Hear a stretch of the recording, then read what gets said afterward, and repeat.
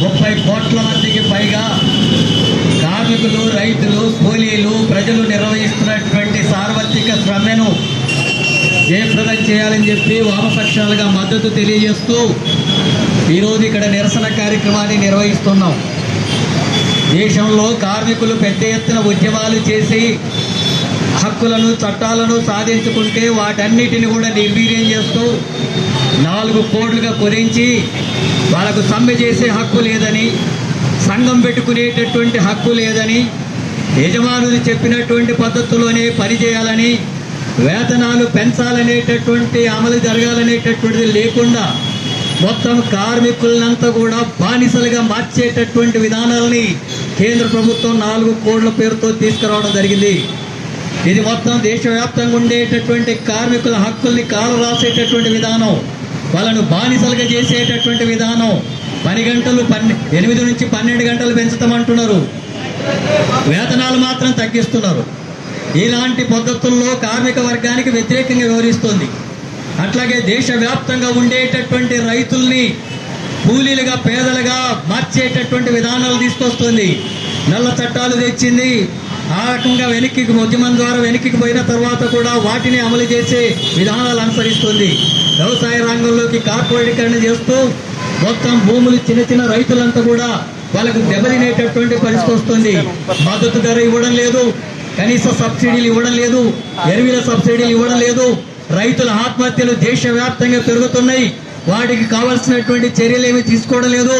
ఇప్పుడు అమెరికా దగ్గర వాణిజ్య ఒప్పందంలో భాగంగా అక్కడ ఉత్పత్తి అయినటువంటి పంటలను, ధాన్యాలని మనము దిగుమతి చేసుకోవడం వల్ల ఇక్కడ రైతాంగం అంతా కూడా తీవ్రమైనటువంటి నష్టానికి గురయ్యే పరిస్థితి వస్తుంది. మన దగ్గర ఉండేటటువంటి వనరులను దోచుకోవడంతో పాటు అక్కడ ఉండే పంటలంతా కూడా ఇక్కడ వ్యాపారం చేసుకోవడానికి అనుకూలంగా మారితే దేశవ్యాప్తంగా ఇది వ్యవసాయక దేశం, వ్యవసాయం మీద ఆధారపడ్డటువంటి దేశం, వాళ్ళందరూ కూడా ఎడారిగా మారేటటువంటి పరిస్థితి వస్తుంది వాళ్ళ జీవితాలంతా కూడా. అలాగే గ్రామీణ ప్రాంతాల్లో ఉండేటటువంటి కూలీలకు ఇప్పటికే పని దొరకడం లేదు, వాళ్ళ కనీస వేతనం అమలు జరగడం లేదు, జీవన పరిస్థితులు చాలా దుర్భరంగా ఉన్నాయి, పెరిగిన ధరలకు వాళ్ళు బ్రతుకు తెరివే కష్టంగా మారింది.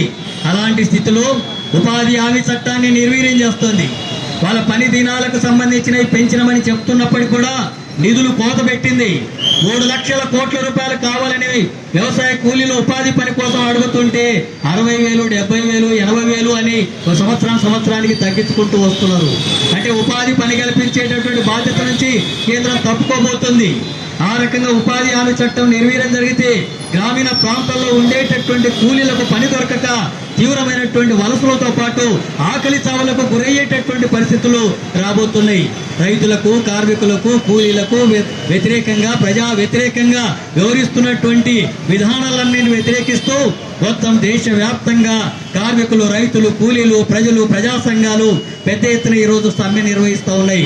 ఇప్పటికైనా కేంద్ర ప్రభుత్వం తమ విధానాలను మార్చుకోవాల్సినటువంటి అవసరం ఉంది. లేబర్ కోడ్లను ఉపసంహరించుకోవాల్సినటువంటి అవసరం ఉంది. రైతులను ఆదుకోవడానికి కావాల్సినటువంటి చర్యలు తీసుకోవాలా.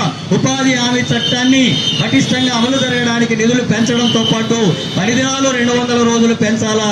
రోజు వేతనం 800కు ఉండేటట్టుగా చర్యలు తీసుకోవాలా. 200 రోజులు పని కల్పించాలనేటటువంటి పద్ధతుల్లో ఈరోజు మొత్తం దేశవ్యాప్తంగా ఉద్యమం జరుగుతుంది. ప్రజలందరూ కూడా ఈ సమ్మెకు సంఘీభావం తెలియజేయాలని చెప్పి, కేంద్ర ప్రభుత్వ విధానాలకు వ్యతిరేకంగా ప్రజలు పోరాడాలని చెప్పి వామపక్షాలుగా, సిపిఎం పార్టీగా విజ్ఞప్తి చేస్తూ ముగిస్తున్నారు.